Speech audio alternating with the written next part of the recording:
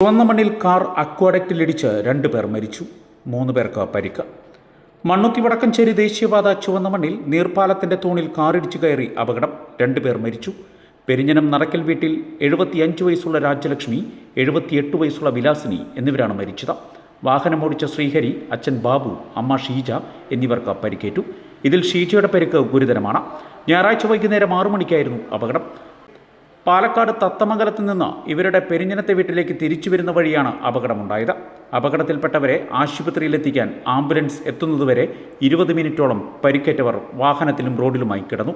പ്രദേശത്തെ U-turn അടച്ചതിനാൽ ambulance വഴുക്കുംപാറയിൽ പോയി തിരിച്ച് വരുവാനുള്ള സമയമാണ് വൈകിയത്. ഈ സാഹചര്യത്തിൽ യു-ടേൺ തുറക്കണമെന്നാവശ്യപ്പെട്ട് പ്രദേശവാസികൾ പ്രതിഷേധമുയർത്തി. കാർ എടുത്തു മാറ്റാൻ വന്ന ദേശീയപാത അതോറിറ്റിയുടെ ക്രെയിൻ നാട്ടുകാർ തടഞ്ഞു. എത്രയും പെട്ടെന്ന് യു-ടേൺ തുറക്കണമെന്നാണ് നാട്ടുകാരുടെ ആവശ്യം.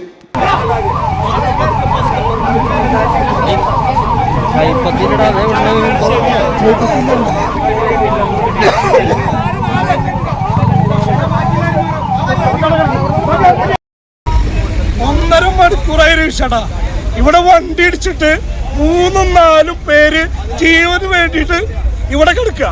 ഒരു ആംബുലൻസ് അവിടുന്ന് എടുത്തിട്ട് വരാനായിട്ട് ആ സാധനം അടച്ചു വെച്ചേക്ക.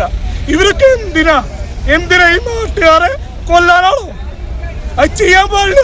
ആ സാധനം ഇന്ന് രാത്രി തുറക്കണം. ഈ ചോന്നമുള്ള ആളുകളുണ്ടെങ്കിൽ ഇന്ന് ഞങ്ങൾ ഹൈവേ ബ്ലോക്ക് ചെയ്യും.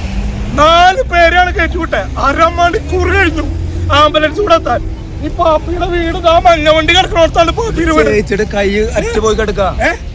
പാപ്പിയുടെ വീട് മഞ്ഞ വണ്ടി കിടക്കണോർത്താ പാപ്പിയുടെ വീട്. അവൻ അവിടെ നിന്ന് കയറി വരാൻ 1 മിനിറ്റ് വേണ്ടു. അവൻ വഴുക്കും മാറി പോയി ചുറ്റി വരണം. എന്തിനാ ഈ സർക്കാർ? അവർക്ക് എത്ര അവരവിടെ നിങ്ങൾ നോക്കി, അവിടെ ജീപ്പിട്ട് നിങ്ങൾ നോക്കിക്കായിരുന്നു. അവർക്ക് എന്ത് ചെയ്യാൻ പറ്റും ചോദിച്ചോക്ക്. അവരോട് ചോദിച്ചോക്ക്. ആ